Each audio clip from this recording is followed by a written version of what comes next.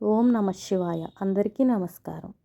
పురాణాల ప్రకారం పరమశివుడు మరియు పార్వతీదేవికి కుమారస్వామి, గణేశుడు అనే ఇద్దరు కుమారులు ఉన్నారు.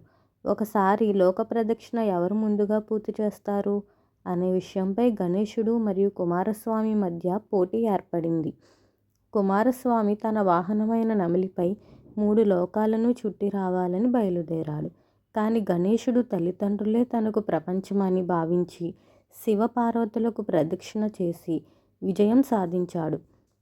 ఈ విషయం తెలుసుకున్న కుమారస్వామి తనకు జరిగిన అవమానంతో, కోపంతో, బాధతో తల్లిదండ్రులను విడిచి క్రౌంచ పర్వతాన్ని వదిలి శ్రీశైల పర్వతంపై నివసించసాగాడు.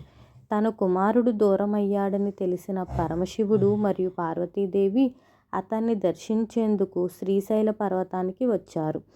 కుమారస్వామి కోసం వచ్చిన శివుడు మల్లికార్జున స్వామిగా, పార్వతీదేవి భ్రమరాంబికాదేవిగా ఈ పవిత్ర క్షేత్రంలో స్థిర నివాసం చేశారు. అందుకే శ్రీశైలం శివుడు మరియు శక్తి ఒకే చోట కలిసి ఉన్న అత్యంత అరుదైన క్షేత్రంగా ప్రసిద్ధి చెందింది. ఇక్కడ శివలింగం 12 జ్యోతిర్లింగాలలో ఒకటిగా పూజింపబడుతుంది. అమ్మవారు భ్రమరాంబికగా, శక్తిపీఠ రూపంలో భక్తులను కరుణిస్తారు.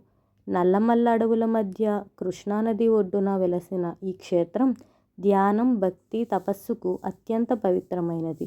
పురాణ విశ్వాసం ప్రకారం శ్రీశైలం దర్శనం చేస్తే పాపాలు నశిస్తాయి, మనసుకు శాంతి లభిస్తుంది, జీవితంలో సత్య మార్గం దొరుకుతుంది. మల్లికార్జున స్వామి అభిషేకం, భ్రమరాంబిక అమ్మవారి దర్శనం భక్తుల జన్మజన్మల పుణ్యఫలం. శివశక్తి ఐక్యతకు ప్రతీక అయిన శ్రీశైలం దర్శనం భక్తుని జీవితానికే ఒక వరం. ఓం నమః శివాయ. మల్లికార్జున స్వామి కృప మనందరిపై ఎల్లప్పుడూ ఉండుగాక. ఈ వీడియో మీకు నచ్చితే ప్లీజ్ లైక్, షేర్, సబ్స్క్రైబ్.